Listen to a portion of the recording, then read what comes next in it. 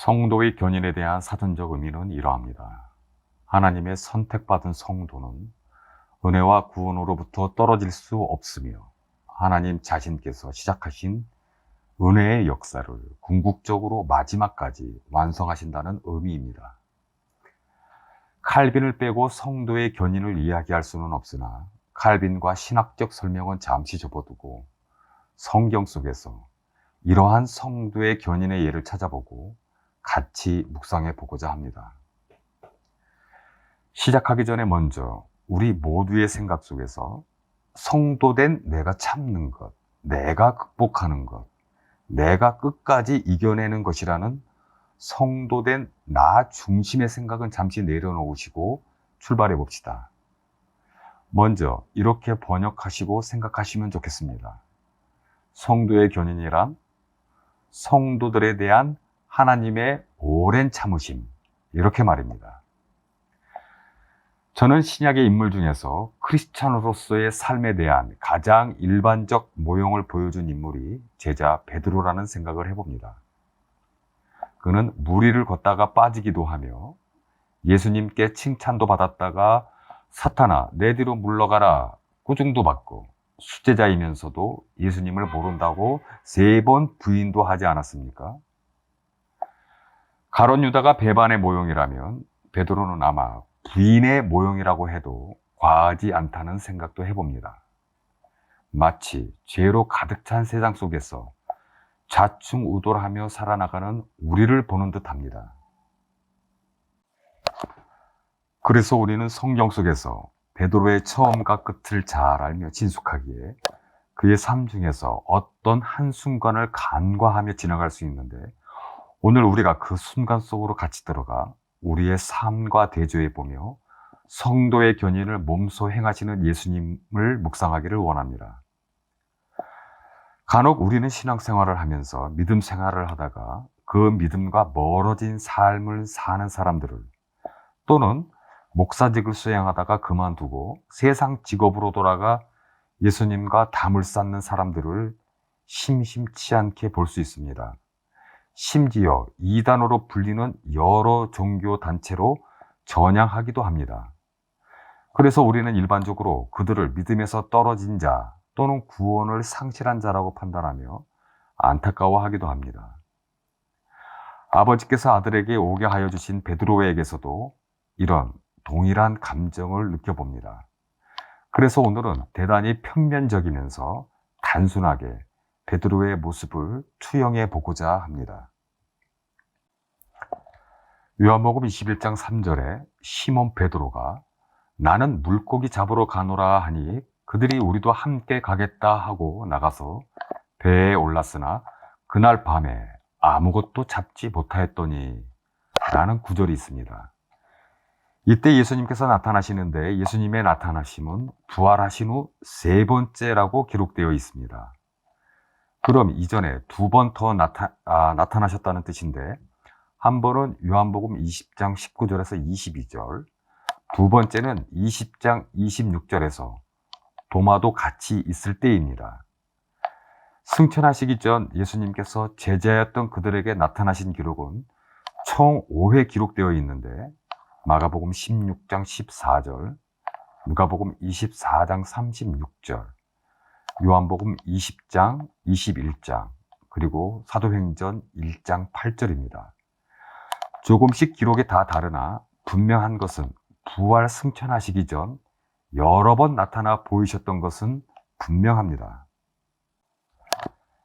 여러 번 나타나셔서 예수님 자신의 부활체의 영광된 몸도 직접 보여주시면서 공통으로 주신 말씀은 복음을 전파하며 내 증인이 되어라로 집약됩니다. 그렇다면 요한복음 21장 3절에서 시몬 베드로가 나는 물고기 잡으러 가노라 라고 말할 때 베드로는 어떤 심정으로 말하였을까요? 예수님도 승천하시고 무엇을 어떻게 해야 할지 모르는 어두운 상황에서 머리를 식히고자 낚시하러 가는 심정이었을까요? 이렇게 생각하는 것이 좋을까요? 정말 어떤 심정이었을까요? 이런 생각을 해봅니다. 요한복음 21장 3절 후반부에 그날 밤에 아무것도 잡지 못하였더니에서 그날 밤은 예수님을 처음 만나서 제자가 되는 그 전날 밤, 즉 그냥 평범한 어부의 일상으로서의 베드로의 모습을 연상시켜 줍니다. 누가복음 5장 5절, 시몬이 대답하여 이르되 선생님, 우리들이 밤이 새도록 수고하였을 때 잡은 것이 없지만은 말씀에 의지하여 내가 그물을 내리리이다 하고, 즉 요한복음 21장 3절에서 베드로의 나는 물고기 잡으러 간다라는 말 속에서 베드로의 심정은 예수님을 만나기 전에 일상으로 회귀한 마음의 상태를 표현합니다. 왜냐하면 누가복음 5장 5절에서 예수님을 만나기 전날 그가 아무 고기도 잡지 못했던 그때에도 밤이었기 때문입니다.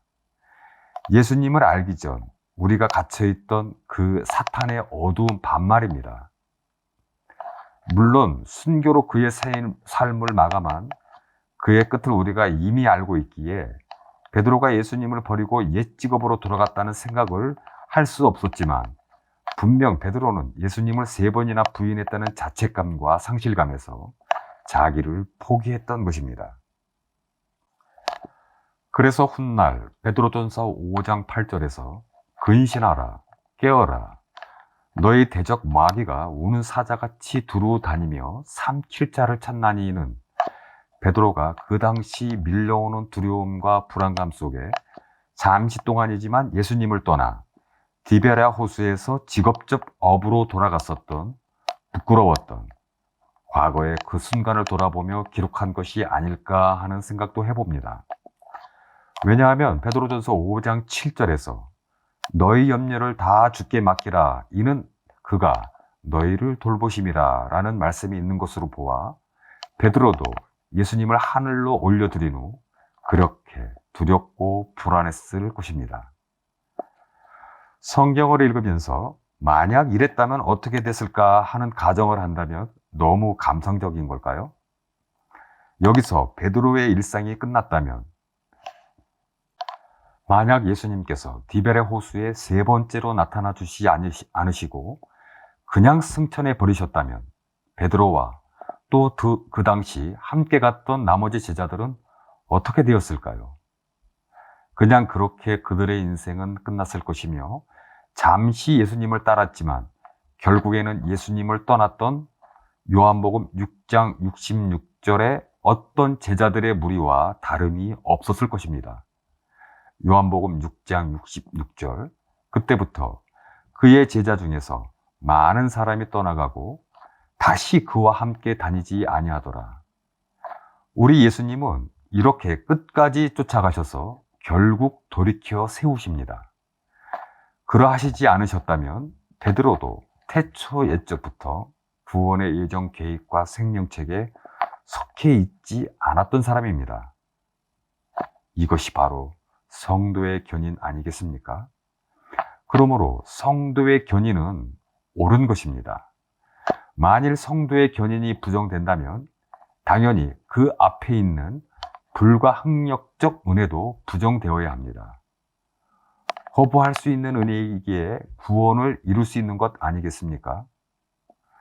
성도의 견인 관련 구절은 요한복음 10장 28절에서 29절, 빌립보서 1장 6절, 데살로니가 후서 3장 3절, 디모데 후서 1장 12절과 4장 18절 등입니다. 그러므로 우리는 구원이라는 하나님의 선물을 이미 받아 있기에 다음과 같은 삶을 살아가는 사람들입니다.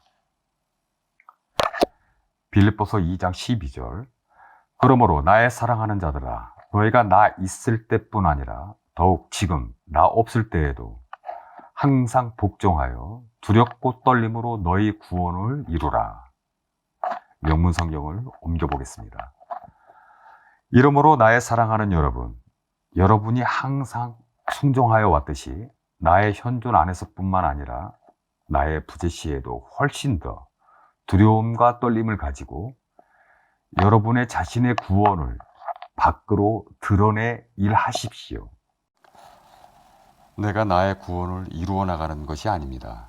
이미 내가 받은 구원을 주님의 일을 하면서 밖으로 드러내는 삶을 사는 것입니다. 다음 시간에는 디바레 호수에서 이어지는 네가 이 사람들보다 더 나를 사랑하느냐? 요한복음 21장 15절로 찾아뵙겠습니다. 감사합니다.